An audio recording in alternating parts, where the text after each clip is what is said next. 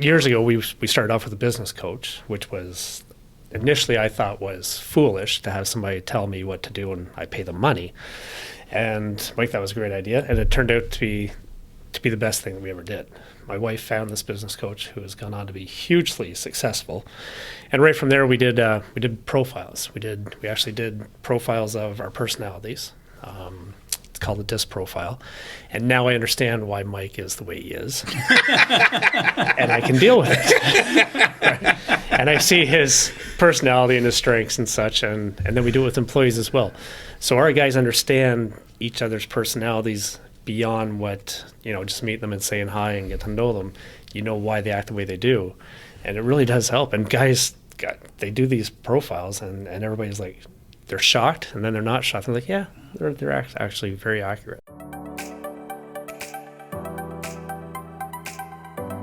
One thing that I always try to talk about with our team is that whether you have a business partner or whether you have people on your team, it's super important to embrace their differences.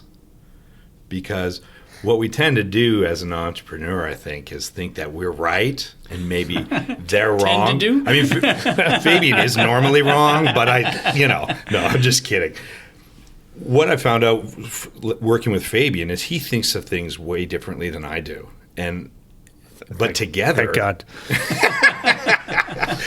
But together, we balance each other out. So when you create a team of employees and if you have a business partner, they're going to think differently than you, but that's okay. That's actually a good thing because it forces you to rethink the way you're thinking and justify it to yourself and somebody else.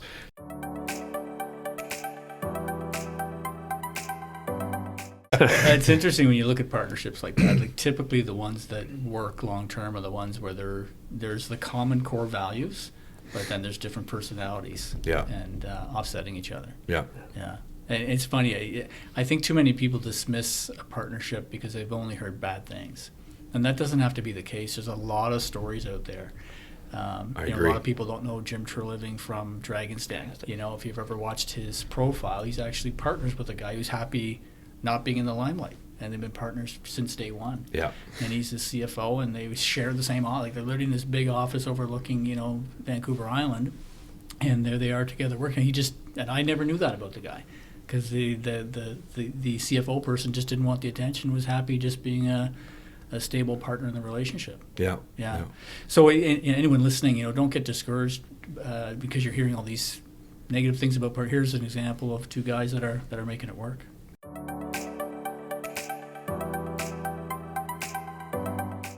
We tried to grow too fast in the beginning, and we brought on a person that was not good for us, and it took us a few months to realize it was going south real fast, and but we have a short season, so it affected us pretty deeply, and so what we did, we learned a lot.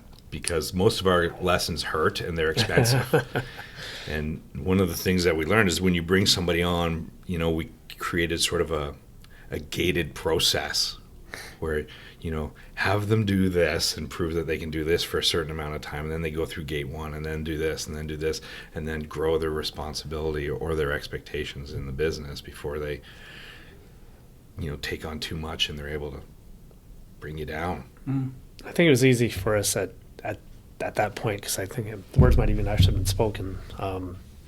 Do you want them on your bus, right? Who do you want on your bus? Right. And this individual, we don't want them on our bus, and so it made the decision easier to do what was right for the company.